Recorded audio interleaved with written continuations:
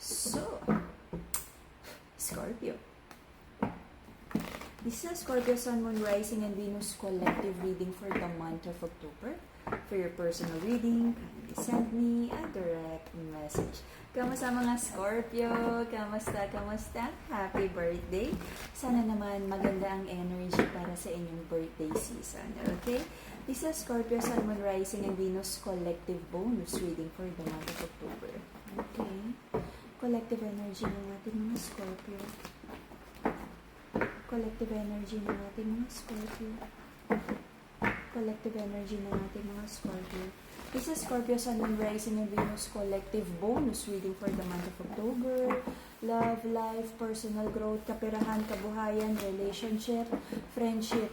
Okay, mga nakapaligid sa'yo, guidance, please. Good news, please. This is Scorpio Sun, Moon, Rising, and Venus collective bonus reading for the month of October. Happy birthday sa mga alakdan! Scorpio.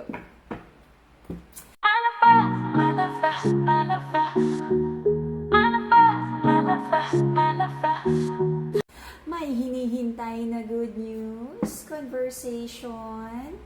Okay, this is about family. Okay, I feel meron ka mga inaayos na pangarap, pagsasama tungkol sa family. There is a masculine here na ayaw niyang mag-overthink. Okay? Ayaw niyang mag-overthink, napapagod siya right now. But there's an energy of may hinihintay na good news.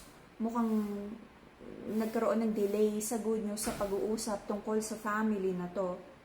Someone is not being honest.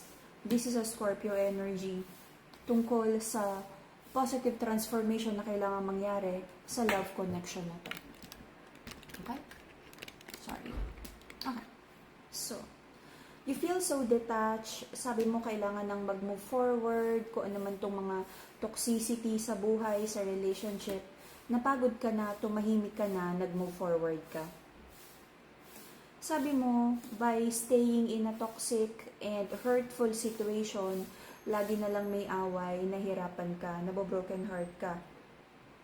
Alam mo, may nakikita akong magandang blessing na parating sa'yo, na parang hindi mo pinlano, it's like, nagpunta ka lang ng coffee shop, bigla kang may nakausap na client, or hindi mo na inaasahan na babayaran ka, or basta, very sudden, out of nowhere, may bumagsak na blessing, may babagsak na, kung hindi pa dumarating tong magandang at malaking blessing na to, parating na. Okay? There's a sad energy pagdating sa relationship, on and off, on and off. Pagdating sa connection, mukhang hindi pa ganon ka-harmonious, hindi pa ganon ka-smooth. I don't know kung dumating na tong pera na to, but if ever, may nakikita akong betrayal sa pera. Akala mo nagkasundo, akala mo okay, but biglang hindi natuloy. Ingat. Ingat sa pagkakatiwalaan. Pero sabi mo, you wanna have a new beginning, like this time, masiingatan na yung pera. If nagkaroon ng scam or money loss, it's like sabi mo, charge it to experience. Okay, ingat. Hindi yun maganda. So, mental clarity and stronger connection with your intuition, amethyst crystal. For manifesting abundance, Brazilian citrine, the yellow and happy crystal. Okay? For some of you, alam nyo, it's either boss or someone na pinagkakatiwalaan mo or yung mismong person mo ang manlilin lang sa'yo sa pera. Ingat, Scorpio. Ingat. Okay? Feminine. Lalo ka na. Okay? Huwag masyadong mapagbigay. Lahat ng crystals natin, authentic, blessed, cleansed, and blessed by the enlightened guide. Okay. So, the reason for the reading, there's an energy of a feminine here na marami siyang tinanggap na non-negotiable sa masculine. Alam niyang hindi niya gusto to, hindi pasok sa standards. But then, sabi niya, sige, okay. Parang bigyan ng chance ang ating masculine. Sabi naman ng masculine, anong problema ba, feminine?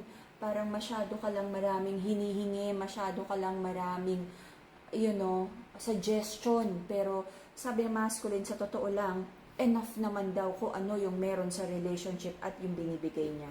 Okay? Recent past, if you're trying to find the truth, I feel may nalaman ka na truth at kumbaga naging blessing in disguise. Pagdating sa blessing, may natanggap and hopefully, okay, hindi nag-transpire yung nakita nating deceit pagdating sa pera. Ingat. Okay? Kung may anak na involved or it's like focusing on family, nanay, tatay, sabi mo, you're very, sabi natin, family-oriented, na mahalaga sa'yo ang pamilya na may buo, masaya, kahit hindi, alam mo yun, wala naman talagang perfect, but basta mabigay mo lang yung best. Masaya ka kapag kasama mo sila sa victory mo, kapag may mga dumarating na blessing kasama sila. Okay?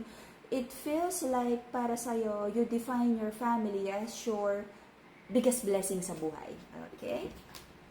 So, pinagpe-pray mo kay God na sana matapos na ang mga conflict sa buhay at mag-umpisa na ang new chapter na blessed and harmonious. Okay? Scorpio, I feel napaka-ride and die energy nito. Sabi mo kahit mahirap, kahit very challenging yung situation, gusto mong magstay, gusto mong ayusin. Alam mong hindi honest sa'yo yung mga nakapaligid sa'yo. Mahirap kapag even your person is not being honest, okay? Na parang you're trying to ano tawag doon? Na parang wag na lang pansinin yung mga lies. Okay. Maraming bagay na hindi mo gusto, pero ano yun, pinapasa Diyos mo na lang or hayaan mo na, hayaan mo na, hayaan mo na. Okay? Your person, the masculine in this connection, person ng ating it feels like focus naman siya sa kaperahan, kabuhayan, and being like a provider sa relationship na to. Marami ring unfair situation na nangyari sa inyong dalawa. Parang may mga ugali din kayo na hindi nyo maayos, hindi ma-fine-tune, hindi mapagkasunduan. Itong person na to, kaya lang naman ganito ka-protective sa energy niya. It's because may mga connections din. Pareho kayo, no? Na parang naging mapagmahal, mapagbigay. Meron na ring both the feminine and the masculine sa connection na to. Masyadong nagtiwala in the past, kaya ngayon parang laging naghahanap ng red flag. Okay? Marami na rin nangyaring hindi okay sa connection nyo. May little white lies, but I feel the feminine is choosing to stay.